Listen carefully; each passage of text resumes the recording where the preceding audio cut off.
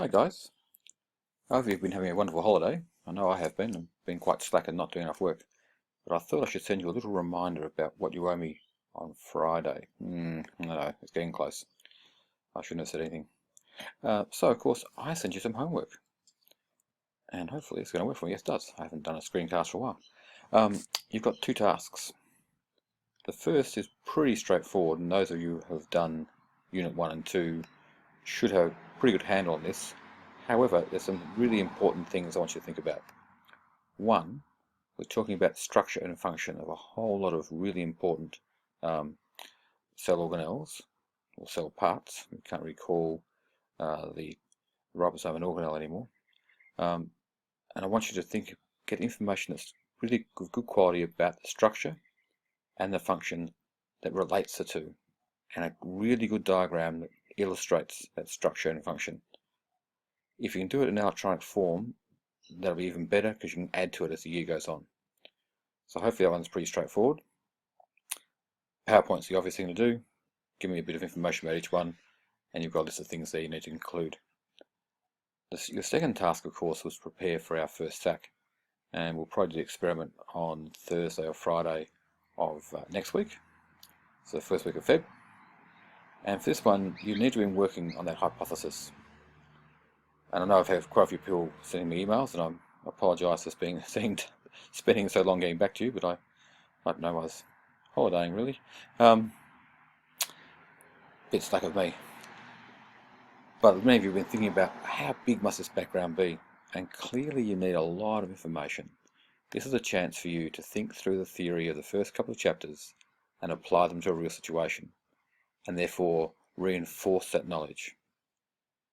Also, if you write a really good background with all the possible theory in it, when you start thinking about your data you've collected in your discussion, you'll find you've got much more to talk about.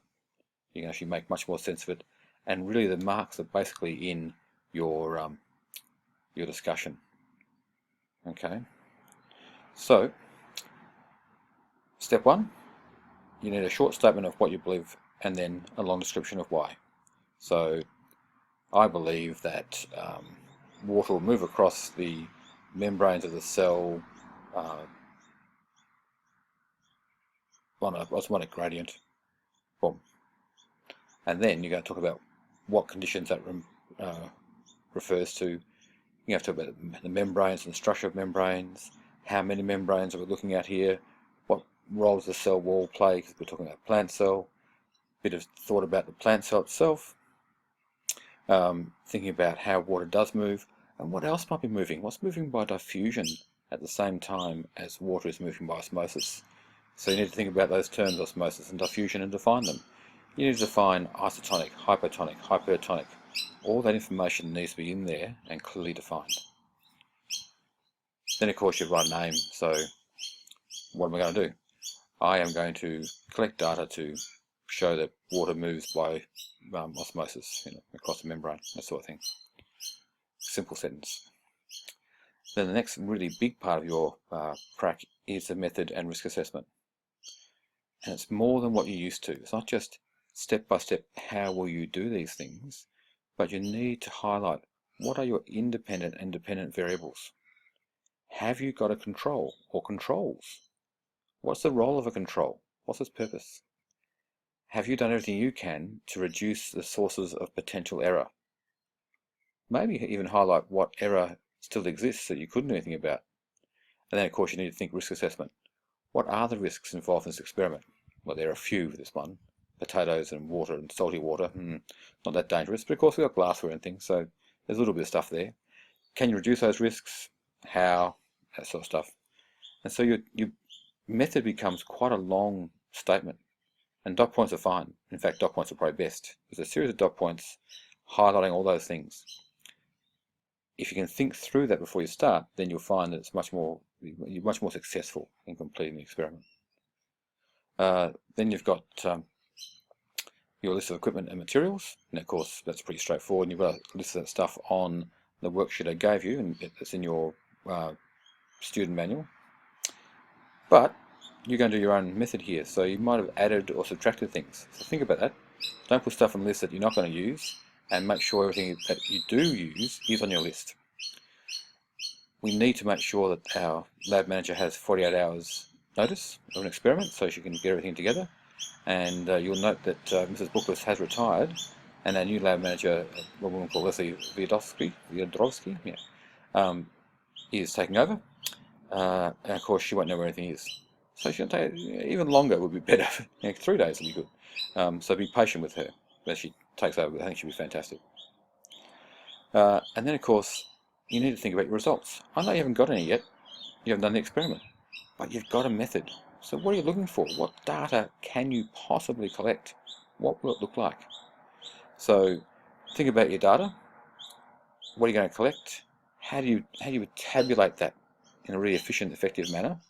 What observations might you be able to take as well? And how you record those, again, in a meaningful manner you can refer to quickly. So you can think about how to record those results. And if you've got your tables already set up, then it's quite easy to plug that data in as you collect it, which makes things a bit neater for you the next day. And then of course, there's a bit you can't do yet, but you can be thinking about it. So what can you graph? What data will you get that you can graph? So maybe you can get some graphs ready to put data into. So spreadsheeting is really good using Excel, putting your data into Excel in tables and then turning those into graphs. You've got your table and graph you can import straight to your report. Will photographs help? They might. So can you get photographs easily? What will you use to take them? Get yourself organised for that.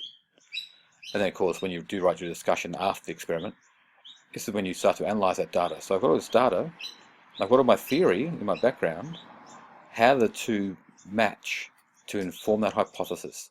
Was I correct? Was I incorrect? So does my data support or reject my hypothesis? Why? Why not? What might have gone wrong? What couldn't I control? And if you think clearly before you start, you might see what some of those problems might well be. Anyway, I hope that does help. You've got a few days to get all that homework finished, and hopefully that's not too much. If you're like my son, who's been putting it off all holiday, it might be a whole lot. Anyway, I'll see you guys on Friday about midday. I know, 11 o'clock I think it is, isn't it? And you'll have a lot of stuff to hand in to me then. If you can give me your prac preparations, I can give you some feedback before the actual SAC, which would be really useful. So enjoy those last few days. I certainly intend to, and I'll see you Friday. And now I've got to try and find the stop button.